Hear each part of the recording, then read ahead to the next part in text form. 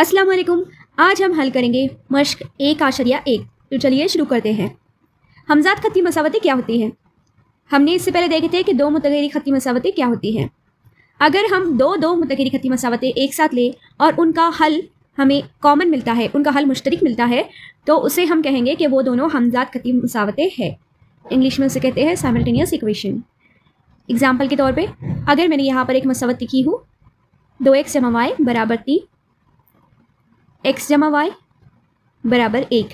इसे सॉल्व करने के बाद जो मुझे हल मिलेगा, हल मतलब कि x और y की कीमत, x और y की जो कीमत मिलेंगी वो इन दोनों मसावत को सेटिस्फाई करेंगी, यानी वो इसके लिए भी x y की कीमत सही होंगी और दूसरी वाली मसावत के लिए भी। इस तरह से हमें उन मसावतों का मुश्तरक हल मिलता है, इसलिए हम उन्हें कहेंगे कि वो हमजात खत्ती मसावतें हैं।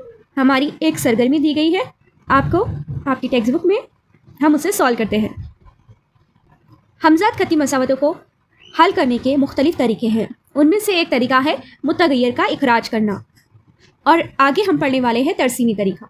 तो आज हम देखेंगे मुतगैर का इखराज करना किसे कहते हैं।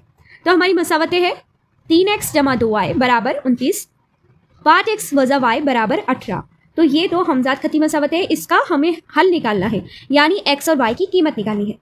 तो मुतगैर का इखराज करके किस तरह से निकालेंगे? तो देखिए यहाँ पर हमें ज़रीब एक जैसे करने होते हैं, जो मुतगैर है उनके ज़रीब एक जैसे बनाने होते हैं। यहाँ देखिए हमें 2y दिख रहा है और यहाँ पर वज़ा का 1y है। अगर हम वज़ा के 1y को वज़ा के 2y बना दें और इन दोनों मसावत की जमा कर ले, हमारा जो मुतगैर y है उसका इखराज हो जाएगा। इखराज हो जाएगा मतलब कि वो कैंसिल हो जाएगा और हमें x की कीमत मिलेंगी। तो इस तरह से हम उसे सॉल्व करते हैं। सबसे पहले उसे नाम दे दिया है मसावत 1 और मसावत 2। उसके बाद मसावत 2 को 2 से ज़रब देंगे, क्योंकि मसावत 2 में y का ज़रीब वज़ा का 1 था, हमें वज़ा के 2 चाहिए था ताकि y मुतगैर का इखराज कर सके।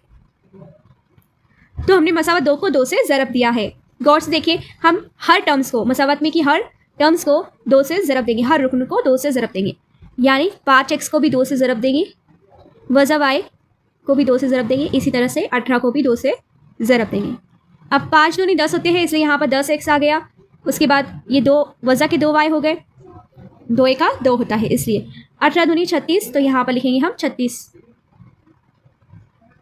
ओके, अब देखिए मसावत 1 में 3 जमा करने पर, अब हम जमा ही क्यों कर रहे हैं? तो पहले से देखिए दोनों की अपोजिट साइन है, यहाँ पर प्लस साइन है और यहाँ पर माइनस साइन है। अगर साइन अपोजिट रही तो हम जमा करेंगे, ठीक है। तो यहाँ पर लिख देंगे हम मसावत 1, ऑलरेडी उसने लिख कर दिया है हमें, ये मसावत 1 है। अब यहाँ पर मसावत 3 लिखेंगे जो हमें नई मिली है।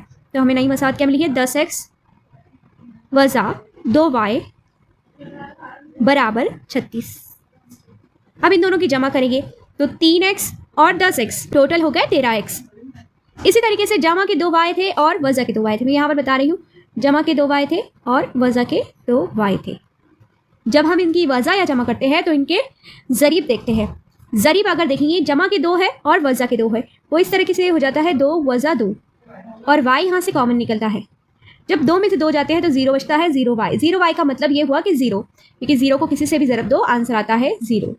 इसलिए ये दोनों क्या हो गए? ये दोनों कैंसिल हो गए, जमा के 2y और वज़ा के 2y कैंसिल हो गए, और 0 को हम लिखते नहीं है, इसे डायरेक्ट लिखा गया है। ओके, 29 और 36 कितने होते हैं वो यहाँ पर आपको लिखना है 65।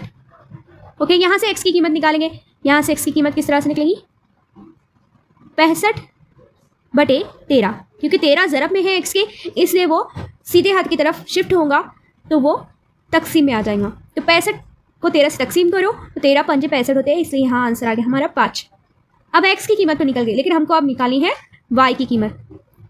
अब ये जो x बराबर 5 हमको मिला है वो किसी भी मसावत में रखेंगे, तो इसे मसावत 1 में रखा है। मसावत 1 उसने एज इट इज़ लिखा ये वाली स्टेप में।